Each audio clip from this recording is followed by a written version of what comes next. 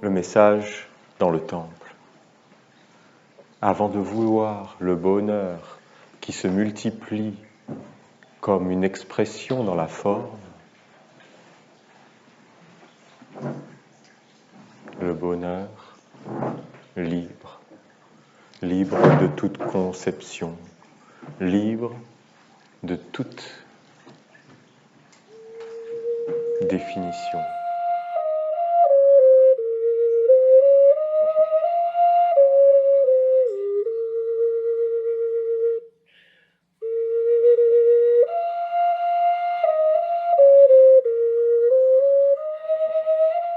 Déjà, je ne savais pas ce que j'allais vous dire avant, mais là, il n'y a plus rien à dire.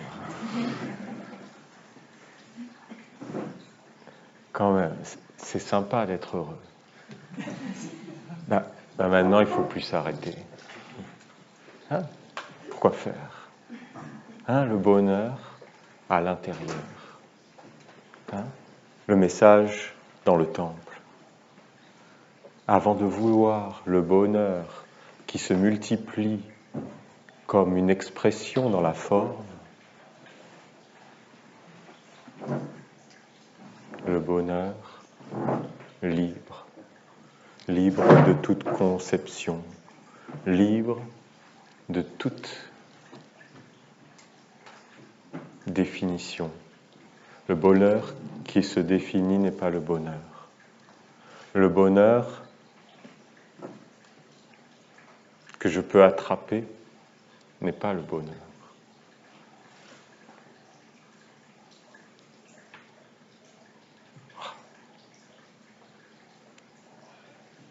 Je suis quand même très heureux de...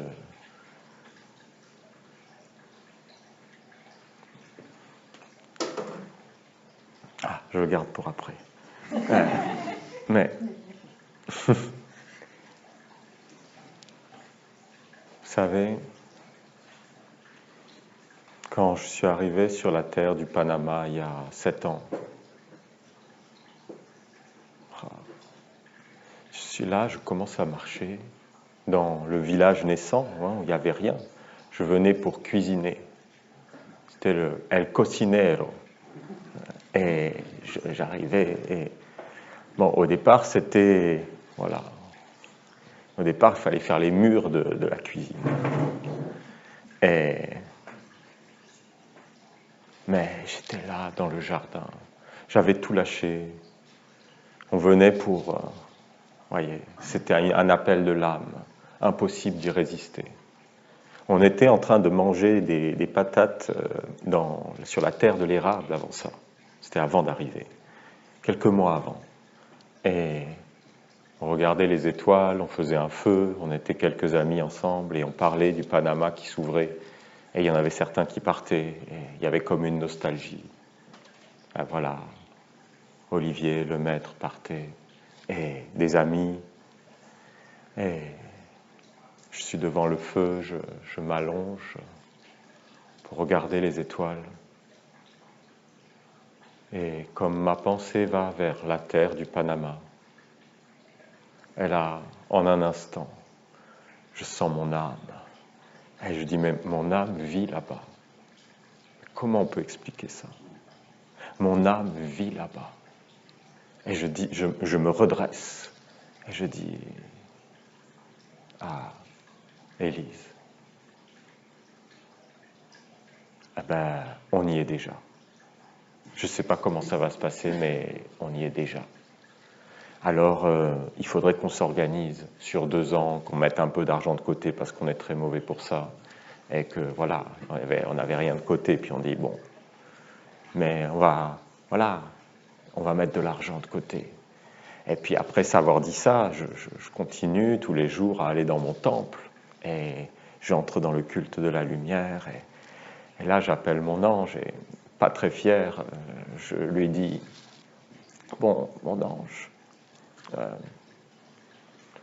voilà, si c'est juste.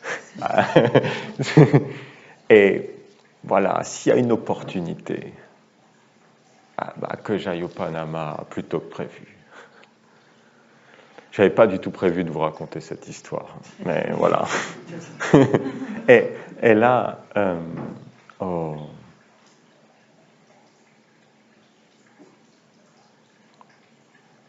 voilà, il se passe des choses, mais qui fait que la vie fait que, voilà, Élise ne peut pas rentrer, elle est allée à la Ronde des Archanges et elle ne peut pas rentrer au Canada. Bon, voilà, des histoires, etc. D'administration, mais ça va prendre des mois. Et je dis, bon, bah, peut-être je peux partir, peut-être qu'on peut se rejoindre au Panama. Élise n'a jamais revu sa maison au Canada hein, depuis. on a encore un chalet dans la forêt là-bas. Et voilà, c'était comme un... Voilà. En tout cas, pour vous dire que quand je suis arrivé là-bas, sur la terre du Panama, et je regardais autour de moi, j'ai dit, ils sont où mes problèmes? Ils sont passés où? J'avais des problèmes quand même. Des problèmes psychologiques, vous savez, quand on cherche pourquoi ça ne va pas. Mais pourquoi hein? Pourquoi il y a un manque, il doit y avoir une raison. Alors je cherche à l'extérieur, ou dans ce que je crois être l'intérieur, qui est encore un extérieur.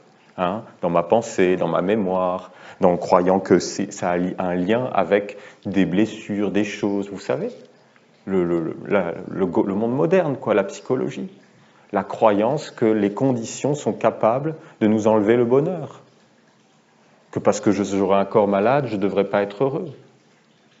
Mais tout ça, c'est juste une grande illusion, c'est d'être collé à une image. Le bonheur, c'est ta vraie nature. Le bonheur, c'est soi.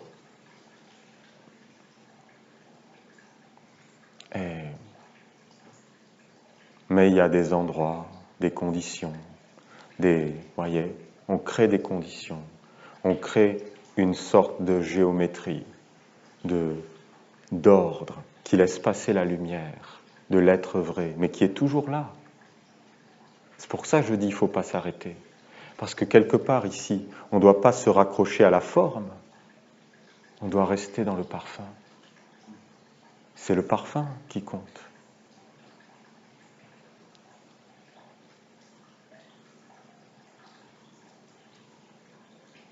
C'est juste des moments où on s'entraîne à être vrai, à être soi.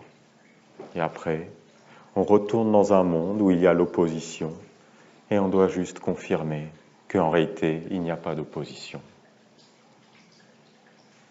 Et qu'aucun monde ne s'oppose à la lumière qui de toute façon est transparente, insaisissable.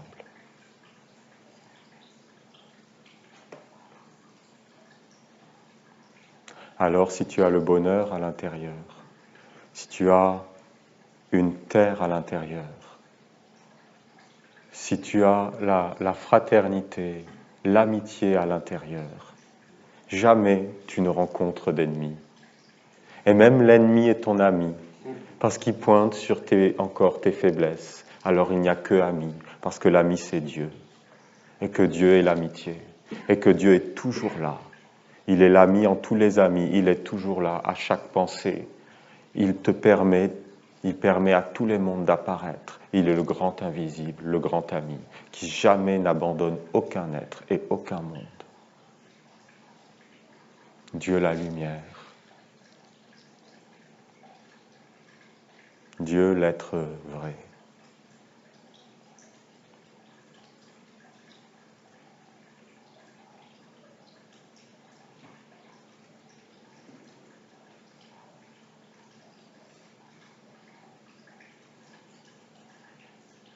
Ah, vous avez entendu le prêtre, hein?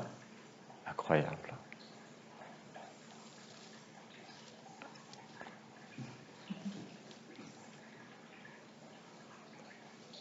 Parce que quand même, c'était délicat au centre. Hein? La délicatesse, la subtilité. Parce que nous, les hommes, on est quand même des brutes, hein, à la base. Non, il y a un côté comme ça. Et là, vous voyez, le gros barbu, Hein, comme c'était doux, comme c'était vivant, comme ça respectait tous les mondes.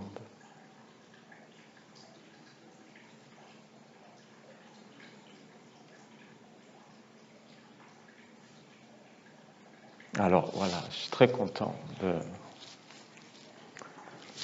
Parce que j'étais quand même un peu fébrile, vous l'avez vu, la première conférence, c'est-à-dire qu'il y avait comme un... Je ne savais pas ce que j'allais vous dire. On m'a dit, parle de cette réceptivité sacrée des 5 sens. Et je me suis dit, bon, j'arrive pas à ça, on va découvrir ensemble. Et alors, j'avais l'impression que j'étais pas clair. Mais après, on m'a dit quand même, si, c'était clair. Mais c'était comme le doute, vous voyez, pendant 3 semaines. Oh, non, mais il y a trop de choses. Le Panama, non, mais d'être 3 semaines au Panama. Bon, je vous conseille, si vous voulez y aller un peu, faites au minimum 7 ans. Hein? Et là, vous allez voir, 7 ans, c'est un corps, c'est une merveille. Tu quittes plus le jardin. Vous voyez, là, je marchais, non, mais je marchais ici depuis quelques jours. Et tout à l'heure, je sors, et puis déjà, je me suis senti un peu bête. Tout à l'heure, je me dis, mais pourquoi je mets des sandales? Qu'est-ce que je fous avec des chaussures? Je mets jamais de chaussures. Qu'est-ce qui se passe? Et je sais pas, vous voyez, c'est des automatismes, c'est dans l'air, on est inconscient. Pourquoi on met des chaussures? Non, mais c'est n'importe quoi. Bon, après, on se dit, bon, c'est pour pas salir et tout ça, mais quand même. Je sors et je me dis, mais c'est juste d'être amoureux d'enlever les chaussures. C'est juste d'être amoureux. C'est qu'à chaque pas, c'est un pas d'amour, c'est la terre, tout te parle. Pourquoi mettre un truc? Pourquoi faire?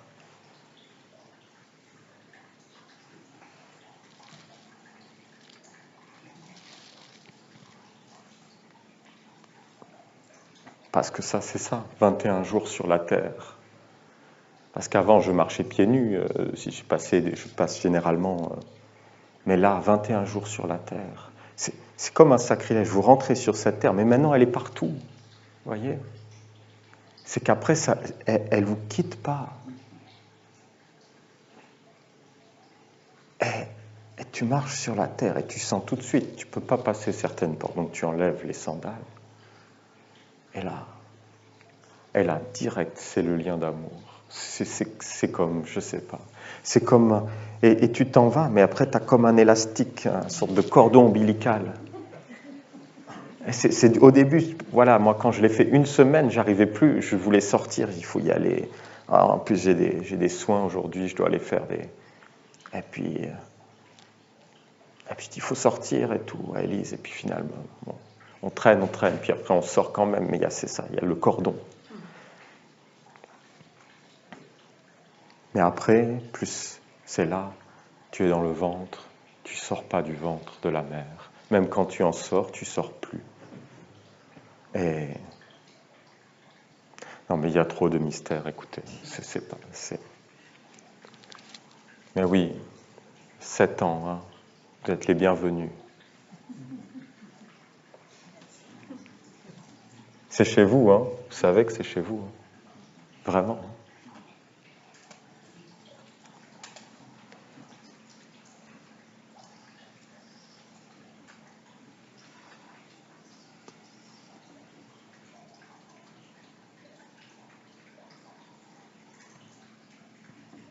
Non, parce que je suis quand même content là, de vous avoir parlé de ça. Non, je suis sorti, puis après je me suis dit, ah ouais, quand même. Parce que ça m'est revenu. Et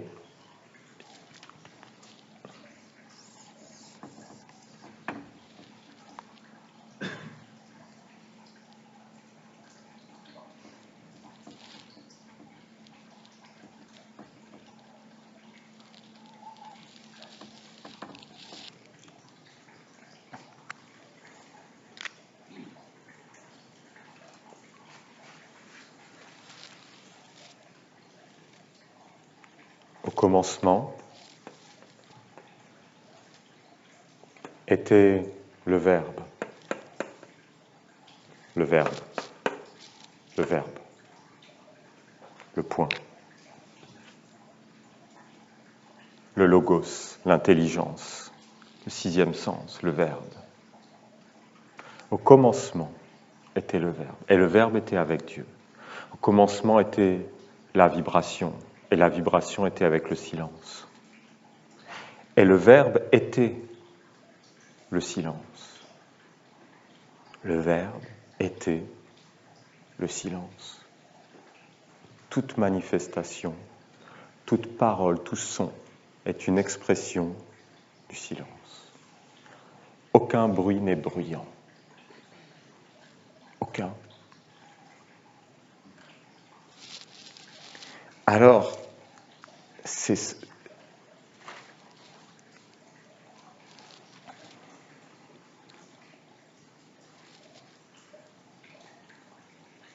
Pourquoi le verbe, le logos, le je suis, le verbe, était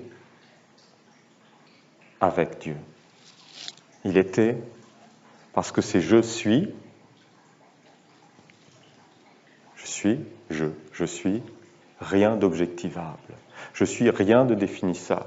Si je suis Boris, la chute.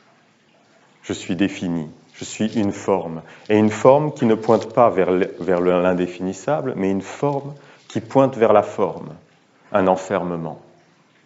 Je suis un homme, je suis une femme, je suis heureux, boum. Je suis tombé, je suis heureux, non, c'est fini. Eh oui. Non. Parce que le je suis est la joie elle-même. Et si je la définis, et si je pense que quelqu'un est joyeux, c'est tombé. C'est une image, c'est un monde, c'est une chute. C'est un durcissement. C'est la chute. Boum. Mais si la chute n'en est pas une, si c'est je suis, je suis, ce qui est indéfinissable. Je suis je, mais le je qui ne peut pas être dit. Mais ça éclaire tout. C'est comme une clé d'un monde supérieur. Olivier a laissé toutes les clés. Il le veut, j'aimerais bien l'avoir, si quelqu'un l'a, je ne sais pas, le vœu d'Ouriel, que la nation essénienne devienne un livre vivant, où ça parle d'histoire. Ouriel, il aime les histoires. Vous savez, les histoires, pourquoi c'est fait? Pour amener à cet émerveillement, le sommet de la vie, l'étonnement, le non-savoir. Tu as un conte de fées, le mystère, ça disparaît, ça disparaît. Et ça entre comme, voilà, c'est juste un étonnement. Et alors ça peut te parler. Mais si tu es dans le conte de fées et tu dis, bon, la bonne fée, là, c'est ça, la sorcière, là, elle représente ça, à l'intérieur de l'homme, voilà, on est rentré dans la psychologie. Ça y est, on commence à définir, on tue la vie, on enferme. Bien sûr qu'un être comme Olivier, une merveille, voyez. La Bible, c'est... Comment c'est possible? Comment c'est possible? C'est un mystère. Je ne sais pas comment c'est possible. Vous avez vu la Bible? Et qu'on ouvre et qu'on peut même avoir comme une sorte de discussion avec. Et qu'elle te dit tout. Surtout si tu es clair, si tu es libre. Bien sûr, si tu viens avec tes problèmes. Là, la réponse est un peu plus confuse. Mais si tu viens comme libre, sans demande, juste dans l'offrande de toi de disparaître, alors c'est clair, alors ça t'éveille et ça t'anime. Et d'aller autant dans la définition, parce que vous avez vu le pavé. Non mais c'est incroyable. De réussir à faire ça sans tuer la vie. Comment? Sans tuer la vie. mais en lui donnant un corps de merveille qui répond à tout. Toutes les réponses, tous les remèdes, toutes les solutions, toutes les vibrations, toutes les notes de musique. Des milliers d'années de savoir, de sagesse, condensées.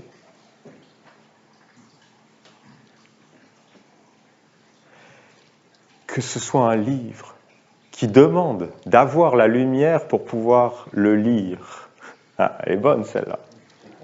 Hein?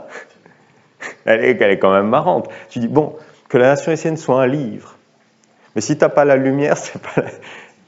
Non, mais franchement. C'est-à-dire que tu ne viens pas voir la nation essénienne pour avoir la lumière, tu viens pour la donner. La lumière, c'est toi.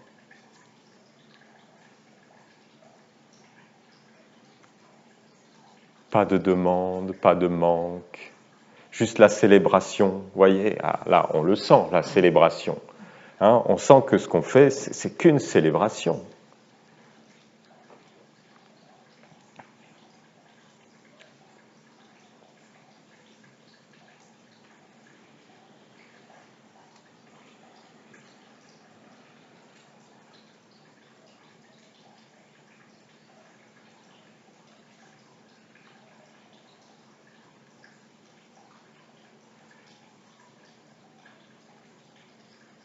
Que ce livre contienne les formules qui organisent les mondes. Oh. Non mais c'est complètement délirant. C'est complètement délirant. C'est l'expression d'amour de Dieu qui veut amener... Non mais, j'étais dans le jardin. Et là, je suis en train de me reposer, d'être allongé. Et là, je sens comme l'aura, la présence d'Olivier. Alors je me redresse et je me dis, bon, peut-être qu'il a quelque chose à dire. Est-ce qu'il y a un truc, un conseil, quelque chose? Et il fait, tu sais, Boris, je ne suis pas ce que tu penses. Je ne suis pas le bonhomme. Je suis Enoch. La présence des 4 archanges sur la terre qui viennent pour toucher la pierre et redresser le monde, amener le gouvernement de la lumière sur la terre, le gouvernement de la libération des mondes. Je suis passé d'un état à... Non mais ça y est quoi. C'était comme le 7e jour. Incroyable. Au même moment, au Canada, une petite fille de 4 ans, indigo, dit à son papa, au même moment, je l'ai su 2 semaines plus tard, elle regarde Olivier à l'écran. Elle regarde son père regarder Olivier. Et elle dit, tu sais papa, tu peux lui parler. Et elle dit, mais oui, tu entres dans la magie et tu lui parles. Hein, petite fille de 4 ans. Et il dit, quoi? Mais comment je fais pour entrer dans la magie? Je sais, tu rentres dans la magie et tu lui parles. Voyons. Hein? Et là, à ce moment, disons que c'est le même jour, mais moi, à ce moment, je me dresse. J'étais allongé et je dis, peut-être je peux lui parler.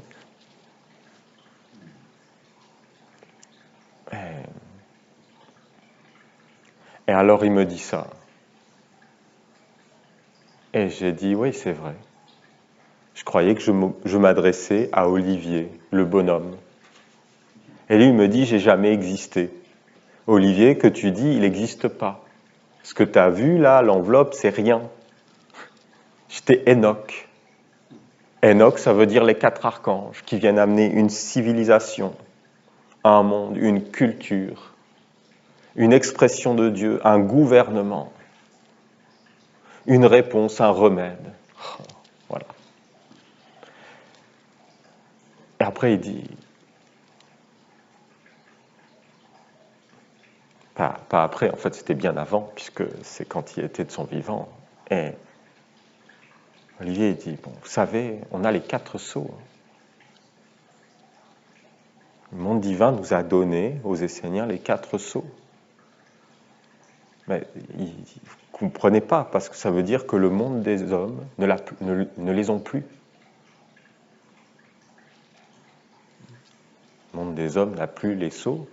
Oui, le sceau de l'argent, c'est nous qui l'avons. Le sceau de la famille, c'est... Non. Mais on a tout, mais on ne sait pas l'utiliser. Et là, on commence. Là, on va rentrer dans une merveille des écoles et de récupérer l'instrument, tous les outils, avoir un corps. Parce que tu peux être avec la lumière et t'en aller. Et il n'y a pas de problème. Voyez, il y a des yogis qui se sont offerts. Ils n'ont pas cherché à créer un monde. Il y a des êtres qui sont comme des immortels. Il y a un psaume sur ça, qui viennent juste pour amener une lumière dans un domaine précis, on ne les connaît pas. Mais par contre, imagine un immortel qui vient dans la nation essénienne. Et alors là, il peut avoir un corps, une fonctionnalité. L'art, les arts magiques, l'art de gouverner dans la lumière, d'amener le gouvernement de Dieu. Mais c'est ahurissant, ahurissant. C'est un colosse, Olivier. C'est un truc, c'est pas compréhensible. Mais comment? Comment? C'est pas possible. Et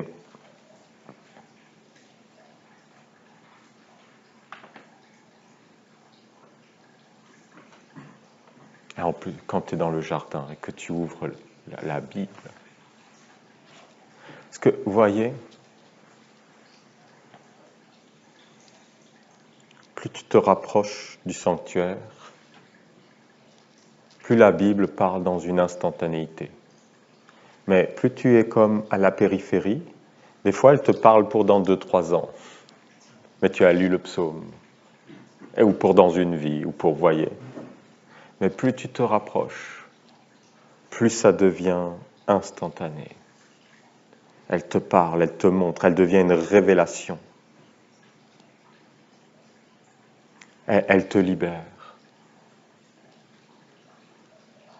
Ah, l'homme doit choisir. Ah, ben c'est bon, j'ai rien à faire. Je vais laisser l'homme faire. Tu es libéré du choix. Alors, voyez ce matin, quand le prêtre parlait, Julien, et il y a tout ce monde qui apparaissait de ce chemin du pardon des offenses, de l'expiation et de l'offrande à Dieu, de l'hommage. Et là, il va falloir que je me concentre là-dessus, parce que je ne sais même pas quelle heure il est, mais après on a une cérémonie, qui est justement cette offrande. Et pardon, je pardonne, je demande pardon pour avoir dit je suis quelque chose. C'est ça. Dès que je me suis défini, je suis entré dans le monde de ce qu'on peut appeler les contre-vertus, c'est-à-dire de la séparation, de la division. J'ai pris une forme définie, j'ai chuté. J'ai oublié qui j'étais, le péché, péché originel, le mot péché, son étymologie, l'oubli. L'unique péché, j'ai oublié. Je pense, au lieu de dire je suis quelque chose. Boum. La chute. Boum, badaboum. Et après ça roule et tout. Heureusement, les pierres aiment être brisées. Et nous sommes chacun des pierres qui doivent être brisées pour que la semence s'ouvre et que ça fleurisse.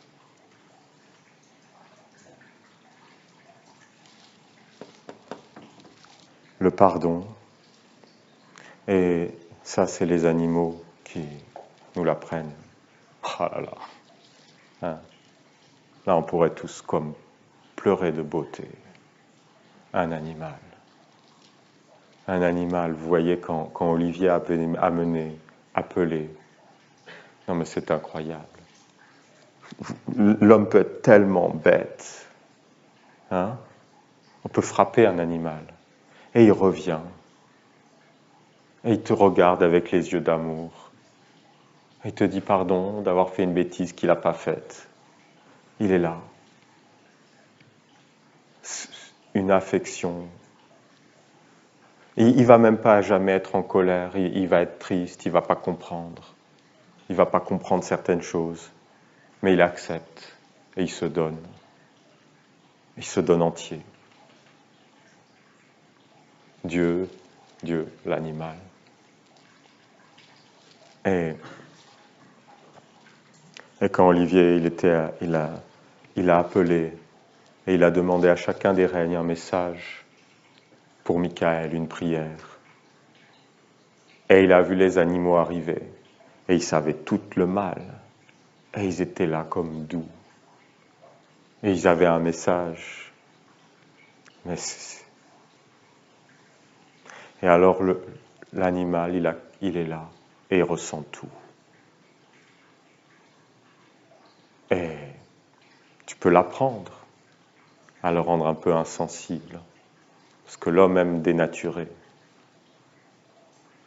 C'est comme il y a comme un plaisir derrière. Mais lui, il te dit l'accueil. Il t'éveille dans cette affection, dans cet accueil. Et alors tu comprends que le pardon, c'est d'oser sentir, c'est d'accueillir. Je suis le pardon des offenses qui illumine le monde entier. Le monde entier. Je suis l'accueil, le toucher, l'écoute. Je suis l'odorat qui illumine le monde entier. La transparence, le pardon. Pardonner, c'est pas psychologique, vous voyez, c'est pas mental. Ça peut pas être une décision volontaire. Tu peux pas décider de pardonner, c'est anti-pardon. C'est pas mental, c'est pas volontaire, c'est le cœur. C'est le cœur qui doit être l'organisateur. La pensée et la volonté sont au service du sanctuaire sacré de l'âme.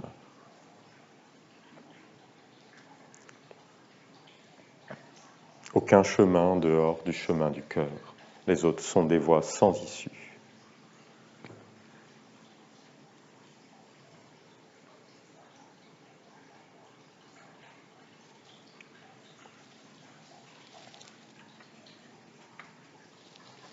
Les 5 sens.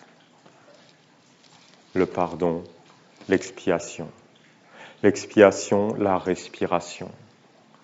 D'oser tout sentir, que ton souffle soit tes sens, que quand tu respires, tu touches les arbres, tu touches la forêt, tu touches l'autre, l'autre est dans ton souffle, tout est dans ton souffle, tu ne respires pas que comme un corps, tu respires, tu goûtes les murs, tu touches les murs, tu entends les murs, et tu respires plus large. C'est ça que la forêt t'apprend. Et tu t'assois sur une pierre, et là, tu es dans la vallée. Et tu respires avec la montagne, et tu caresses. Mais tu n'es pas dans l'imagination, la visualisation. Tu es dans le corps tactile. Alors c'est l'unité. Parce que l'expiation, c'est ce retour à l'unité. L'expiation, c'est cette respiration qui réharmonise le grand et le petit et fait disparaître les deux dans le sans-nom et le sans-forme qui se tient au-delà. Au-delà de l'inspire et de l'expire, le grand silence, le grand éternel.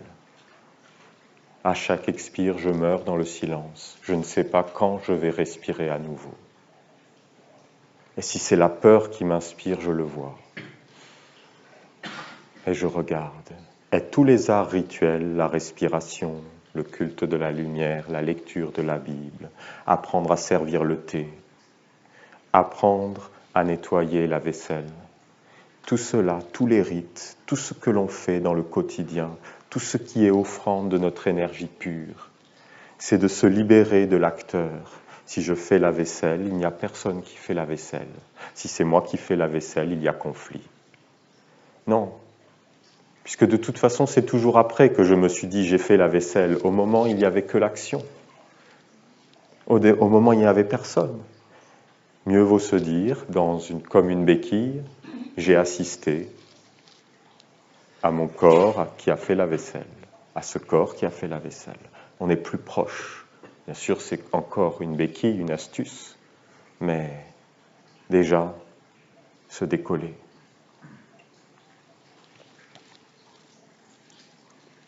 Et c'est, voilà, on respire ensemble, on se touche.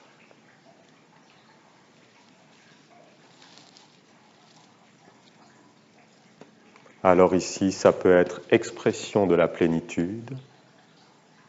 Donc, ici, il y a, bien sûr, comme on disait, ici, l'offense n'existe pas. Tu regardes le monde et tu vois que tout est bon, tout, absolument tout. Mais pour l'homme, il y a le bien et le mal. Pour l'homme, tant que tu es quelqu'un, il y a l'offense et son opposé. Alors il y a comme un chemin.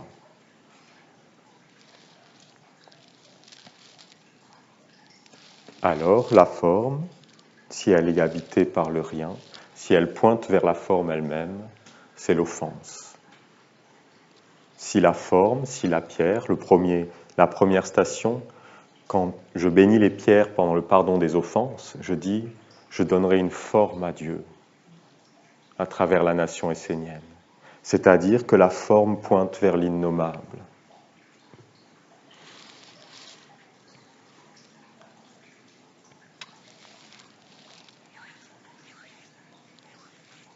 Donc vous voyez, il va falloir qu'on va bien travailler et on va bien se préparer pour rentrer dans le nouveau jubilé à Michael.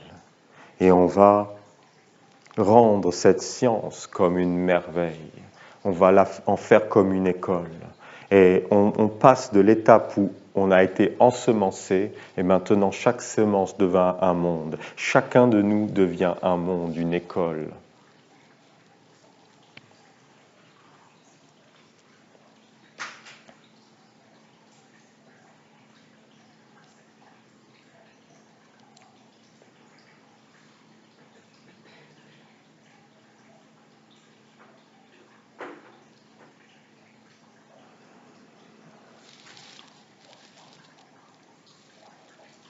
Donc ce chemin, voyez, il faut se préparer. Tout est dans la préparation. La préparation, c'est le prendre soin. La préparation, c'est de comprendre, d'être tourné vers ce qui a de la valeur. La préparation, c'est d'être vide. C'est le sommet de la préparation, c'est la non-préparation. C'est-à-dire une non-préparation mentale. Je ne suis pas préparé à quoi que ce soit.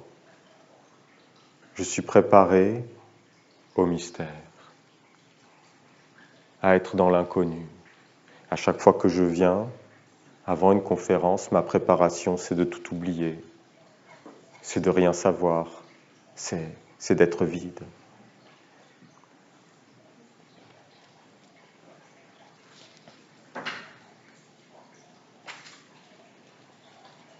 Parce que le savoir s'incarne dans l'instant, c'est le savoir vivant. Il apparaît et on le laisse se résorber dans le silence parce que le vrai savoir, c'est être. Et ce n'est pas quelque chose de particulier. C'est être le savoir lui-même. Connais-toi toi-même et tu connaîtras l'univers et les dieux. Tu éclaireras le monde, c'est toi la lumière. Je suis la lumière du monde.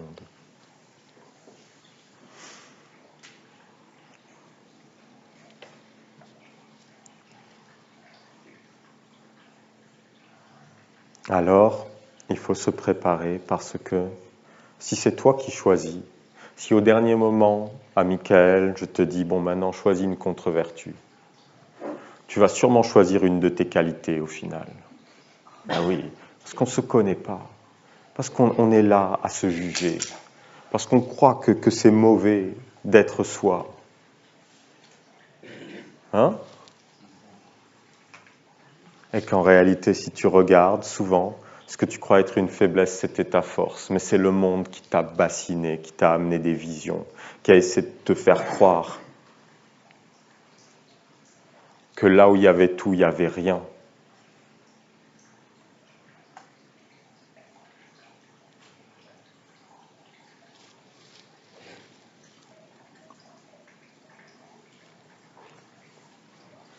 Alors c'est d'abord le pardon des offenses, c'est-à-dire oser sentir, pas de jugement. C'est d'abord pardonner, pardonner à ton avidité, oser la sentir, pardonner à ta méchanceté, parce qu'on peut être méchant les humains, mais acceptez-le.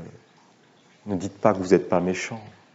Ce serait une idiotie de dire ça.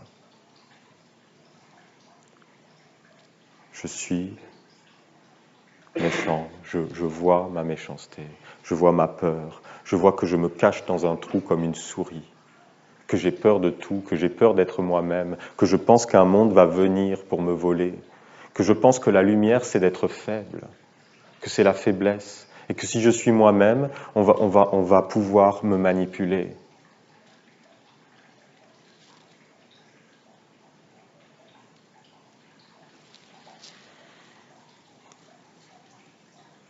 Alors, le pardon, c'est de tout laisser libre, et c'est de ne pas vouloir changer. Quelle violence de vouloir changer quoi que ce soit. Si je veux changer mon individualité, je la maintiens dans son monde parce que je l'enferme et que je pense que c'est mauvais. Alors que si je ressens mon avidité, je vais voir que c'est juste une tension. Et si je laisse cette tension fleurir, arrêter d'être contractée, que je l'accueille pleinement, tactilement, alors elle commence à se déployer. Elle commence à arrêter d'étouffer. Alors elle commence à prendre plus de place parce que je pensais qu'elle était là, mais en fait elle est partout. Et finalement, je me rends compte que être avide, c'est très désagréable, et sentir l'avidité, c'est beau. Comme sentir la tristesse, regarder un drame à la télé, aller voir un opéra, et sentir la tristesse sans être triste. Tu sors et tu es joyeux, parce que tu as été touché. Mais si bien sûr tu t'es identifié et que tu dis ah ouais, et que tu viens dans tes blessures, bien sûr, là ça devient laid, parce que tu crois que tu es triste. Sentir la peur, c'est très beau. On paye pour cela, on va sauter à l'élastique. Eh oui, parce que sentir la peur sans avoir peur, c'est beau, c'est bon, et tu dors très bien le soir. Mais si tu es là et que tu ne veux pas sauter, et que c'est quelqu'un qui te pousse, et que tu résistes à la peur pendant toute la chute, et que tu la gardes et que tu es là tétanisé, le soir tu dors pas. Pourquoi? Parce que tu n'as pas voulu sentir la peur. Parce que tu étais. Mais sentir la peur, il n'y a pas de problème. La peur ne fait pas peur. La colère n'est pas colérique. La tristesse n'est pas triste. Elle est la joie elle-même. D'ailleurs, si tu vas au bout de ta tristesse, c'est la larme de la tristesse. Et elle se fond avec la joie. Et en réalité, elle consume. Et elle est ce languissement. Elle est ce parfum qui retourne vers son origine, vers le sans-nom. Elle se languit du bien-aimé, du Père. Et tu laisses se fondre. Et tu écoutes, tu prends soin de ta tristesse, comme pour quelque chose qui doit mûrir. Et quand tu commences à entrer dans une certaine maturité, elle ne te quitte pas, parce qu'elle est l'encens. Et qu'elle te retourne vers la joie, parce que la tristesse et la joie, c'est la même chose. La tristesse sentie, c'est la joie.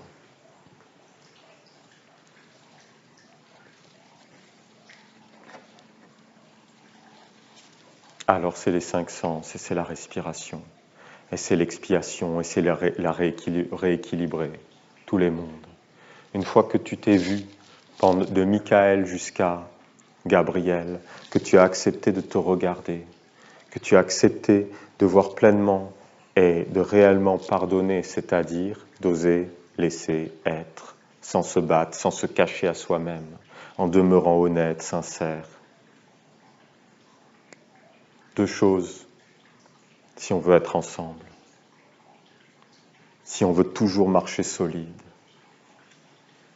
la sincérité, la franchise, une famille, pas peur de blesser, pas peur de faire tout ça, et la liberté, laisser l'autre libre, totalement, donner la liberté, pas chercher à rien contrôler, aucun être, la liberté profonde. Ça ne veut pas dire qu'il ne faut pas agir, mais une liberté. Ça ne veut pas dire qu'il ne faut pas protéger certaines choses, mais toujours libre, juste être soi. Pas d'attente, aucune attente. Si j'ai une attente envers un être, envers un monde, je vais essayer de l'enfermer, de le rendre esclave, de l'utiliser.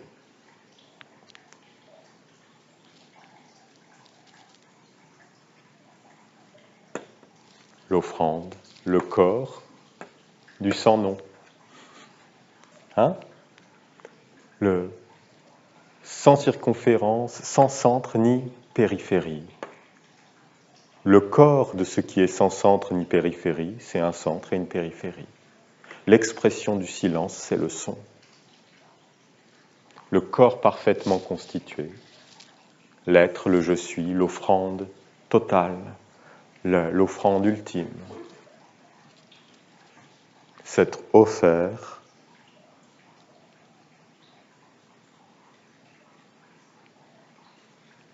c'est mourir, c'est le grand merci. Mourir à tout ce que je croyais être, toutes les offenses. Mourir à que je croyais être triste. Mourir à que je croyais, moi, manger. Mais qui c'est qui mange? Il n'y a personne qui mange. Il n'y a personne de limité. Dès que je me suis approprié, voyez, je suis en train de marcher, et après je me dis, j'ai marché.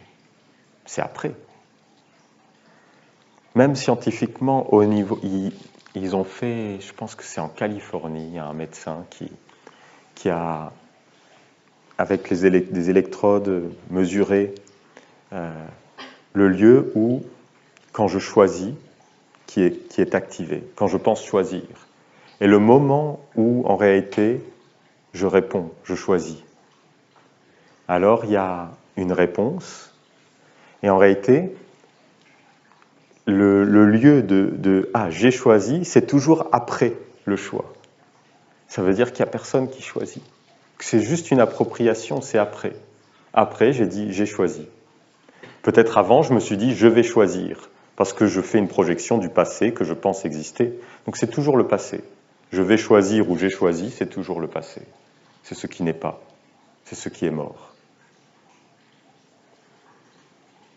Alors, si on veut arriver au véritable choix, c'est celui qui émane du non-choix.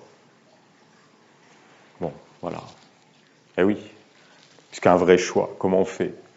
C'est l'évidence. C'est quand il y a le non-choix, quand il n'y a plus de choix. Alors le choix est puissant, il est sans frontières. Rien ne peut... Mais par contre, si c'est toi qui choisis, hop, c'est fini. Puisque tout de suite, c'est remis en question. Puisque tu n'existes pas. Mais si c'est la vie, si c'est l'évidence, alors c'est l'écoute. Bon, voilà. Mais c'est comme une impulsion. Et en fait, je voulais vous lire un psaume, mais je ne sais pas quelle heure il est, je ne sais pas quelle énergie vous avez. Ça a l'air d'aller, hein? Non, je ne sais pas, moi, je ne me rends pas forcément compte. Hein, la sincérité, on a dit. Hein. Vous êtes fatigué? Okay.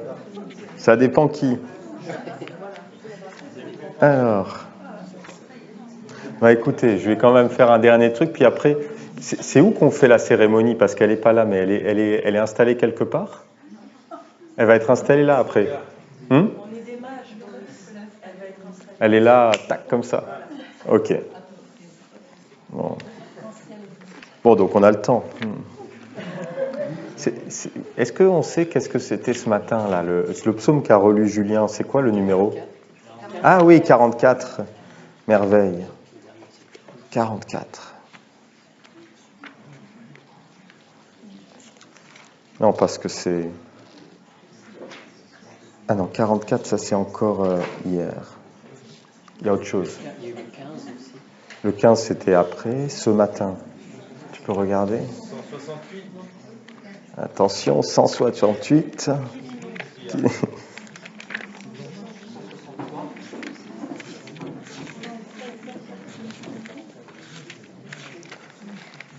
Non, c'est parce que je vous amène près du sommeil profond. Quand vous serez très fatigué, là, il pourra y avoir l'ensemencement et la cérémonie.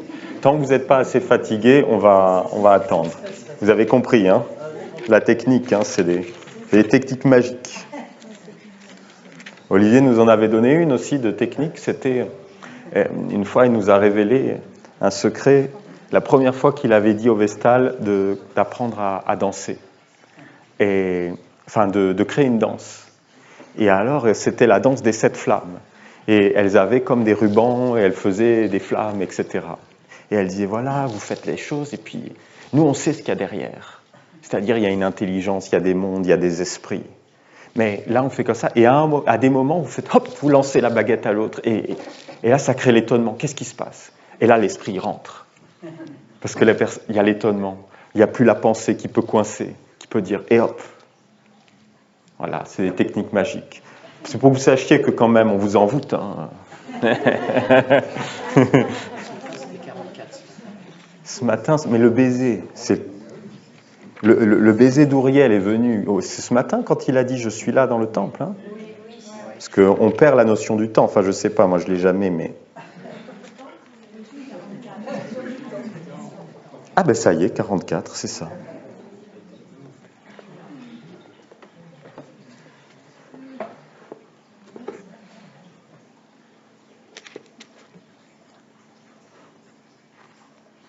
Vous savez, c'est comme je disais, c'est d'être soi.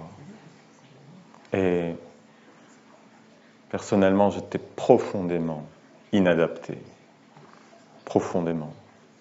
D'aussi loin que j'ai commencé à savoir que j'existais, séparé du monde, à partir de 3 ans, je me suis dit, qu'est-ce que je fous là? Et comme un handicapé. En réalité, ça a dû commencer plus tôt parce que je suis sorti par les fesses en première. Donc, j'avais pas l'air de vouloir aller dans cette direction. Mais voilà. Et toute ma vie, c'était bon. C'est sûr que c'est là qu'il faut se poser. Je suis pas sûr que c'est pas ici qu'il faut construire. Je me suis trompé. Il y a un problème. Il y a un problème. À l'extérieur, ça ressemble pas du tout à ce que ça marche pas. Alors pendant longtemps, j'espérais il y a un miracle. Non, écoutez, dans pas longtemps, à un moment, il va se passer un truc et les animaux vont se remettre à parler et tout ça. Non, mais je pensais comme ça. Et pour même vous dire, au bout d'un moment, peut-être que j'avais 8 ans, tout ça, je rêvais qu'il y ait un cataclysme. Et je me suis dit, je priais pour ça. Je me disais, il faut qu'il y ait un cataclysme et que ça... Voilà, enlève une grosse partie de l'humanité. Bien sûr, j'étais parmi les restants. Et, et là, je me suis dit, voilà, là, on va pouvoir faire quelque chose, quoi. Les gentils restent quand même, voilà, c'est ça que je me dis. Alors, non, mais parce que j'ai 3 ans, on me met en maternelle. Il y a des parents qui viennent amener leurs enfants là et qui s'en vont. Et qui reviennent le soir. Et je me dis, mais qu'est-ce que c'est ce truc? Pourquoi on fait ça? Non, mais c'est quoi ce truc? J'ai pas demandé d'être dans un monde de robots. C'est des automates partout. C'est la mort, merde, il faut faire semblant. Comment je fais? Non, mais voilà. Et c'était vraiment ça. Et bon, voilà. Alors j'ai commencé à faire semblant. Et bon, on croit à rien. On me dit, voilà. Après, on me dit, bah, tu vois, un jour j'ai des boutons. Puis la maîtresse, c'est à 4-5 ans. Et puis, on me dit, bon, et il est allergique aux boules rouges. aux boules rouges, là, sur les buissons et tout ça. Je sors, hein, c'est ma mère qui me dit, la maîtresse dit que t'es allergique. Je dis, non, dans ma tête, je dis n'importe quoi. Non, mais je dis n'importe quoi, c'est faux. À peu près 1 an ou 2 après, je les mangeais, les boules rouges. Tout le monde disait que c'était du poison. Hein? Et après, arrivé à l'adolescence, j'apprends qu'en réalité, nos grands-mères faisaient des confitures avec. N'importe quoi.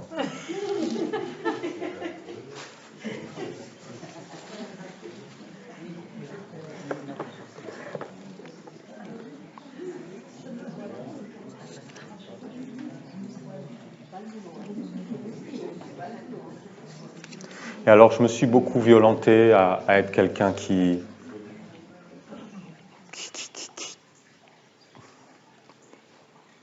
fout rien, quoi. Hein, j'ai jamais réussi à prendre. J'ai fait quand même. J'étais tellement anti-conflit. Hein, c'est-à-dire que je voulais pas toucher l'opposition. Donc voilà, je mettais des masques, je faisais semblant. Et aussi avec mon père, c'était important les études. Alors j'ai fait des études jusqu'à 26 ans. Mais j'ai jamais pris une note dans un cours. C'était trop douloureux. Je pouvais pas écrire, j'étais trop lent.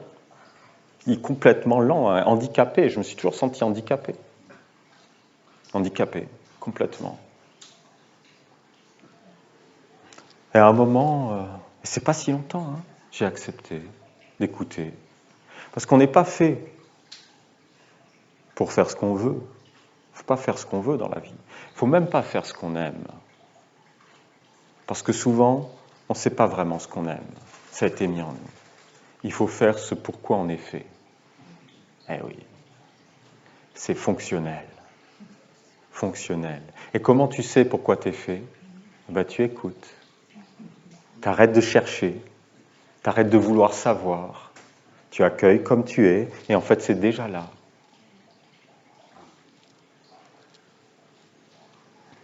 Alors je me suis mis à m'écouter, à m'asseoir.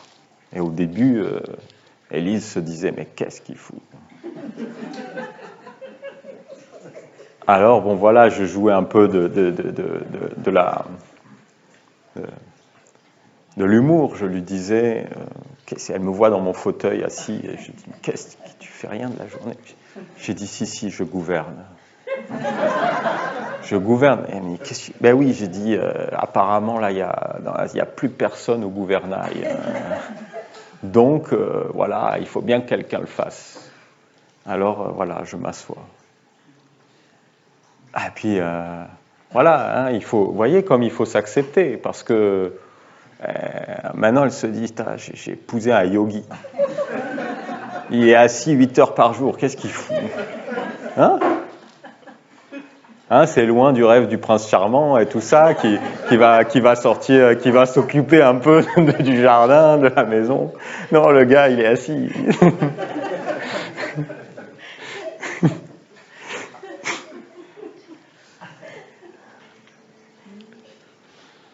Voilà, il faut s'accepter.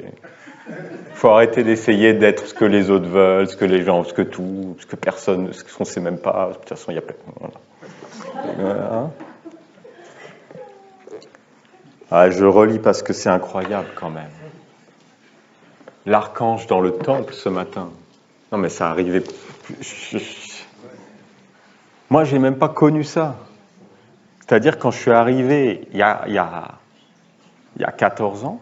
Attends, 14 ans, c'est ça. Ah ben voilà, 14 ans. D'ailleurs, il y a un psaume de Gabriel qui dit « On devient essénien à partir de 14 ans de travail dans la nation essénienne. » Et c'est seulement à partir de 14 ans que tu commences à faire une œuvre. Tu peux dire « je fais vraiment une œuvre ». Avant, tu t'entraînes, tu es dans un corps, tu t'éduques. Bien sûr, je ne dis pas qu'il n'y a pas des exceptions. Hein? C'est toujours des orientations. Et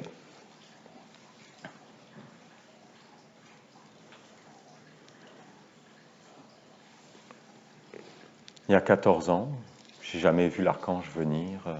Il venait le soir, après la ronde des archanges. Olivier nous disait, ça y est, il est là. Et on allait dans le temple pour communier, dans le silence. Il y avait des roulements. Les gens y allaient toute la nuit. Parce que des fois, ils restaient. Mais après, ils restaient même plus. Ils venaient juste un instant. Parce qu'on était quand même de plus en plus nombreux, pas forcément formés. Au début, c'était très très strict. Tu allais dans le temple. Olivier disait, il était stressé. Il disait, si tu veux tousser, ne tousse pas. Meurs. Meurs. Ok? C'est pas ton corps l'important, c'est l'archange. Ok? Donc meurs. Ne bouge pas. Parce que dès que tu bouges, c'est un monde qui rentre. Je vous assure. Hein? Après, quand il y a des prêtres, ça aide. Mais si Julien n'est pas là, et que ça bouge dans le temple, je le sens. Hein? S'il y a un mouvement d'une main, c'est vivant. Et ça vient pour essayer d'amener une confusion.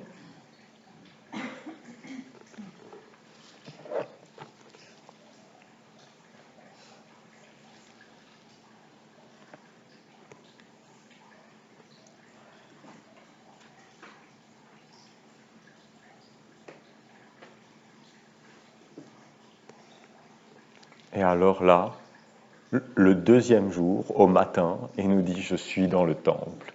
Mais c'était une évidence, ça se sentait avant. Je rentre, je ne sais pas, et là, je commence à m'approcher du tapis. Et là, ça vient.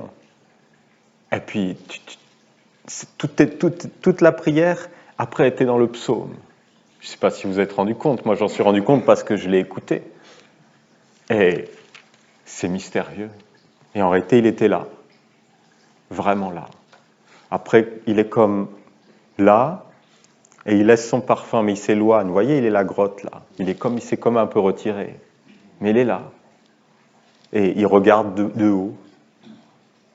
Et après, il va se rapprocher.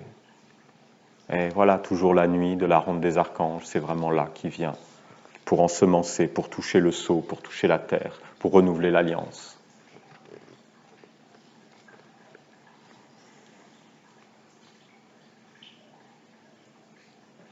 Allez, une dernière chose avant de lire. Ce que je me suis rendu compte quand j'étais dans le jardin, et qui a été confirmé par différentes personnes qui m'ont parlé après. On dit ça m'a aidé, que tu sois dans le jardin. C'est tellement évident. C'est écrit dans notre Bible. Il faut qu'il y ait quelqu'un tout le temps dans le jardin. Bon. J'avais pas prévu. Mais bon, comme je me suis entraîné à être assis, ce sera pas forcément... Bon, voilà. Et en réalité, vous voyez, s'il y a quelqu'un dans le jardin, il y a comme toujours une lumière, il y a une paix. Et en réalité, chacun peut comme avoir comme une capacité à se décoller plus des soucis du quotidien. Alors peut-être qu'au début, ça bouge plus, peut-être que ça augmente une impression, parce que des mondes apparaissent, mais en même temps, la fixité augmente en même temps.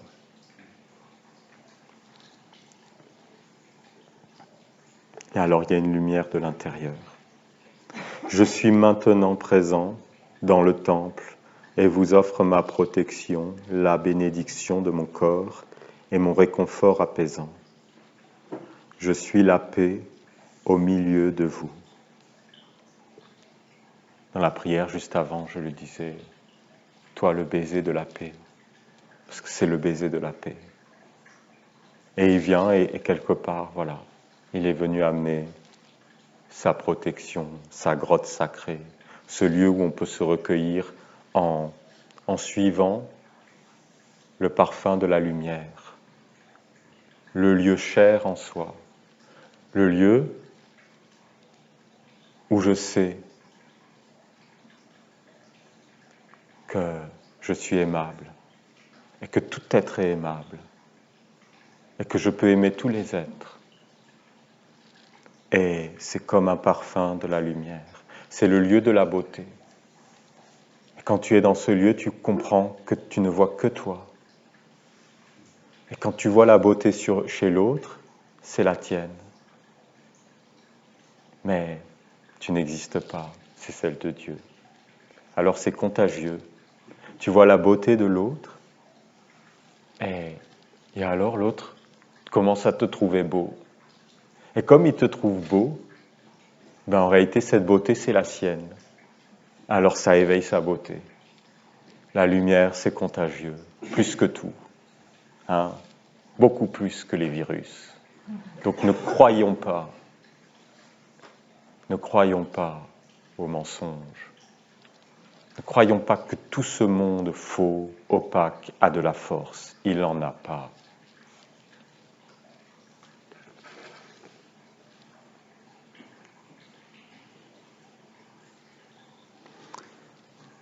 Je suis celui qui apaise tous les troubles et toutes les difficultés des hommes.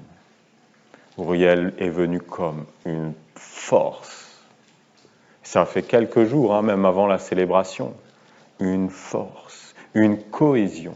Voyez, on pouvait croire, là c'est comme un corps. À Raphaël, c'était comme si ça avait libéré un truc de l'œil. Voyez, et que c'était comme aérien, on pouvait le sentir. Mais là, c'est une conclusion de ce qu'on a offert à Michael, cette communauté d'amour, d'individualité libre. Et comme l'a dit le prêtre Julien, là ça apparaît, mais ça apparaît comme un corps.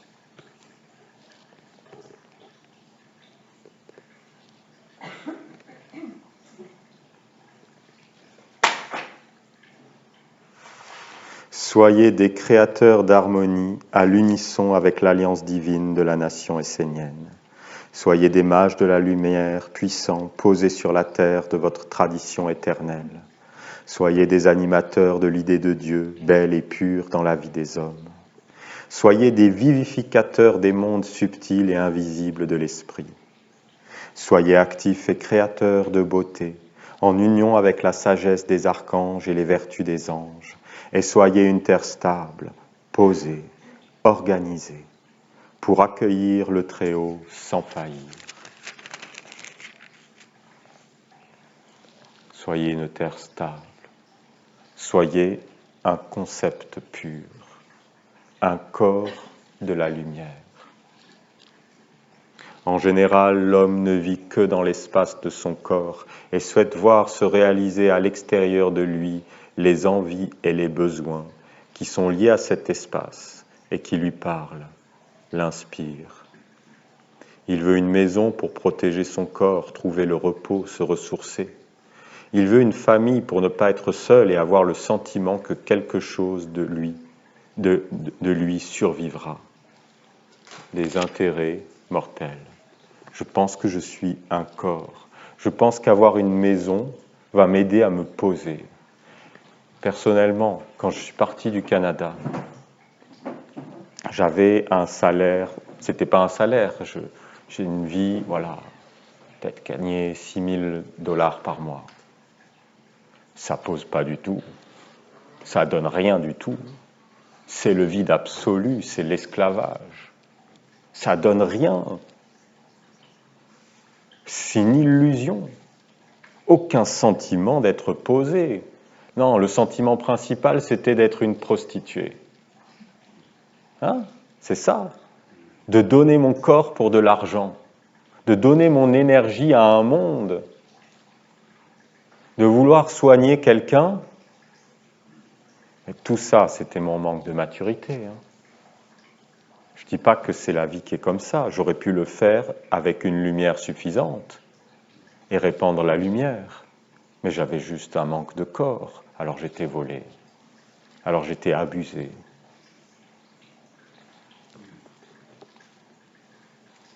Et je suis parti au Panama pour fuir. Fuir l'esclavage.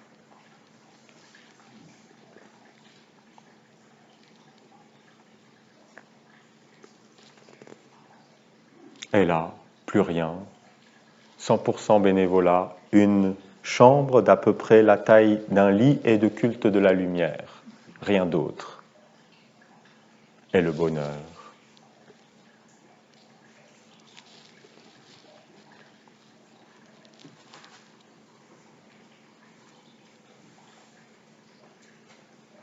Voilà.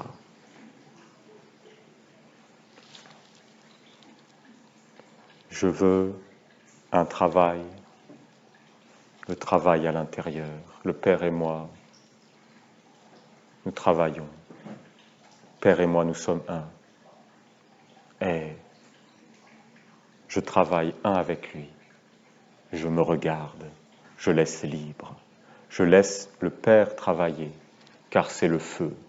Et que le feu n'a pas besoin. Il est ce qu'il est. Je le nourris du mortel et je le laisse consumer. Je laisse la lumière être.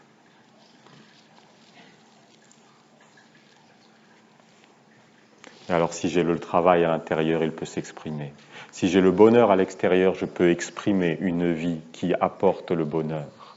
Si j'ai la stabilité à l'intérieur, je peux exprimer une stabilité à l'extérieur.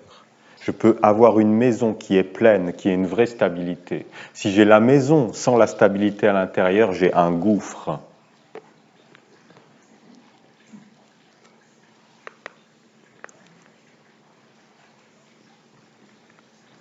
Il se met à travailler pour réaliser tous ses souhaits et se rassurer.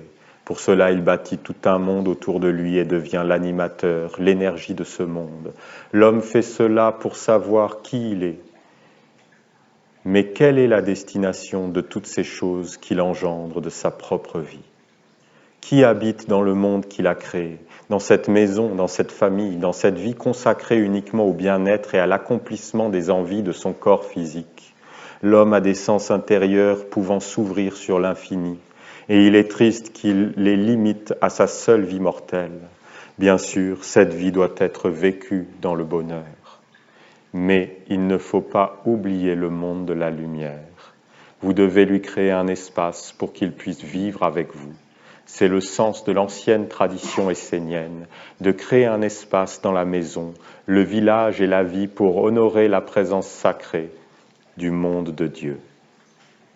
Bon, écoutez, je passe un peu, mais il nous dit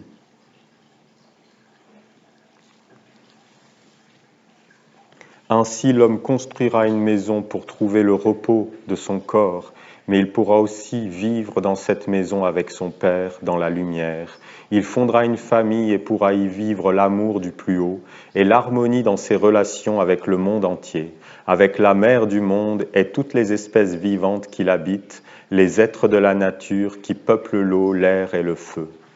Telle est l'idée de la nation essénienne et des villages esséniens, un espace sacré posé sur une terre solide qui est comme un escalier permettant de monter jusque dans les hautes régions de l'esprit, sans perdre contact avec la réalité quotidienne de la terre et la vie de l'homme. C'est une merveille, ça c'est une merveille, ça n'existe pas sur la terre ça.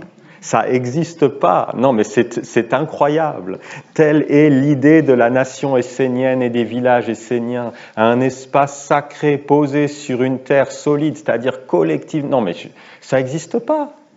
Ça existe je ne sais pas. Ça existe peut-être l'ancienne Égypte, peut-être avant, mais ça n'existe pas.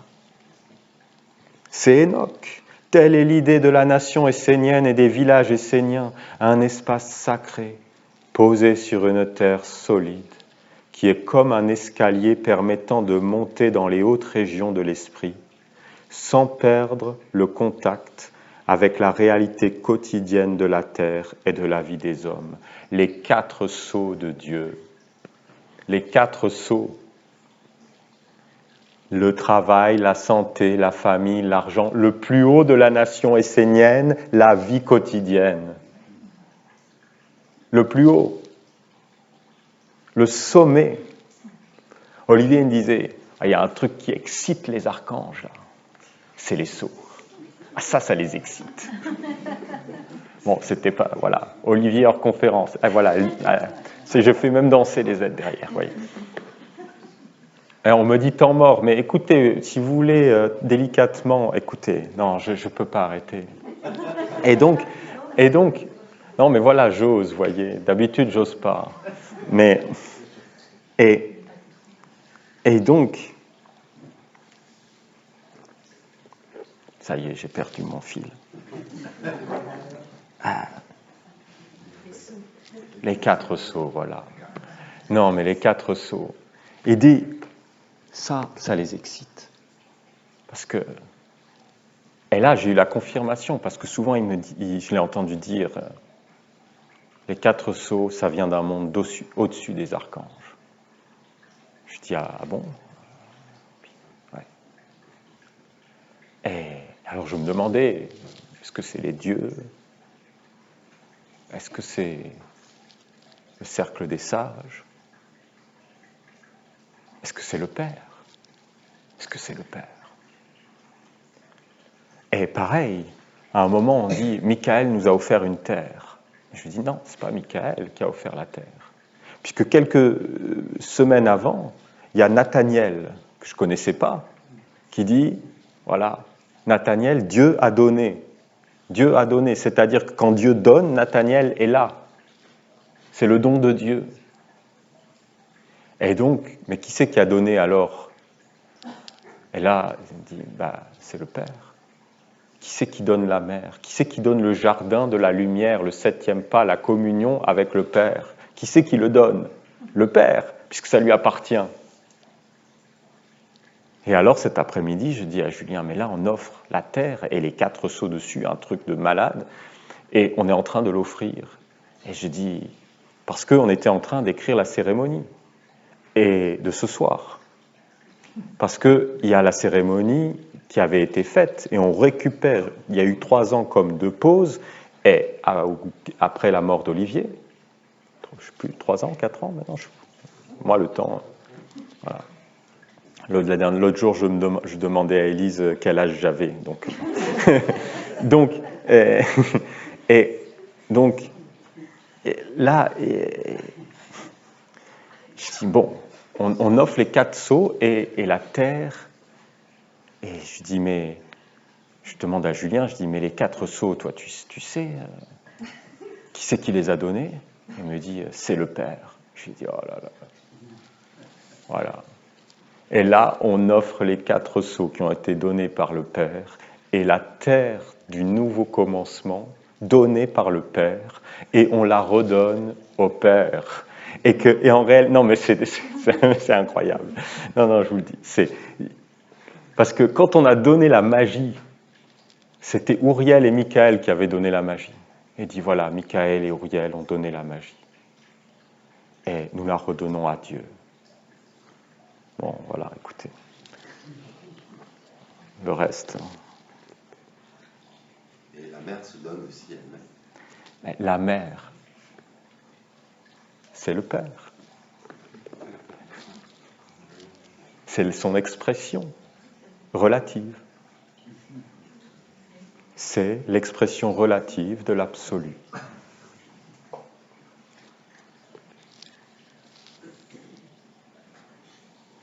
Bon ben voilà, mais après ça continue, mais c'est incroyable. Parce que c'est ça. C'est tous les mondes, c'est toutes les graduations, c'est toutes les notes de musique, c'est un remède, c'est la réponse. C'est la réponse de milliers d'années de prières, de choses qui vient comme ça.